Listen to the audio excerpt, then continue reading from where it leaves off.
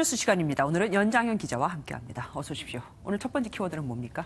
네, 첫 번째 키워드는 애이불비입니다. 어려운 사자성어입니다. 어떤 내용입니까? 네, 애이불비. 속으로는 슬프면서 겉으로는 슬프지 않은 듯 행동한다라는 뜻인데요. 독도 인근 소방 헬기 추락 사고 현장에서 어제 고 박단비 구급대원의 시신이 발견됐는데 박 대원의 부모가 보인 행동이 국민들에게 울림을 주고 있습니다. 시신은 수습했어도 어쨌든 딸이 숨진 거는 사실이잖아요. 그렇습니다. 이 딸을 잃은 아버지와 어머니가 가장 먼저 보였던 반응은 다른 실종자 가족들에 대한 미안함이었습니다.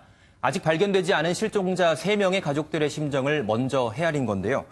또 아버지 박 씨는 이 수색 대원들도 추운 날씨에 지쳐서 힘들 것이라면서 더 이상의 희생은 안 된다며 수색 작업 동안 안전주의를 당부한 것으로 알려졌습니다. 그러니까 실종자를 수색하고 있는 다른 대원들의 걱정을 또 한 겁니다. 참 존경스럽습니다. 이 박단비 대원은 꽃다운 나이라서 부모님이 더 슬플 것 같아요. 그렇습니다. 이 박 대원의 어머니는 휴대전화에 딸 사진이 1000장 넘게 저장이 돼 있을 정도로 각별했다라고 밝혔는데요. 학창 시절 딸은 예쁘고 똑똑하고 또 인사성도 밝아서 선생님과 친구들에게도 인기가 많았다고 회상을 했습니다. 예, 정말 보기 힘든 유가족의 품격이라고도 할 수 있겠습니다.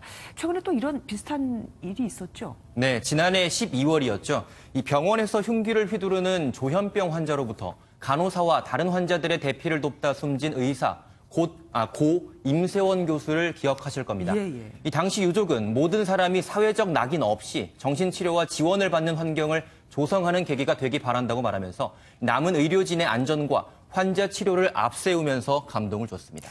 가족을 잃은 슬픔을 누르고 다른 사람을 더 걱정해준다. 정말 대단한 분들입니다. 다음 키워드는 어떤 게 준비되어 있습니까? 네, 두 번째 키워드는 층견소음입니다.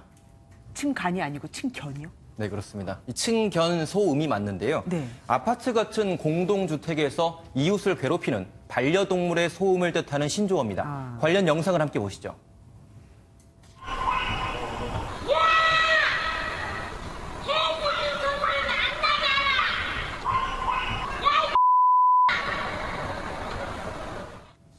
네, 견디다 못해 소리를 지르는 남성과 그 와중에도 들리는 개 짖는 소리를 확인할 수 있습니다.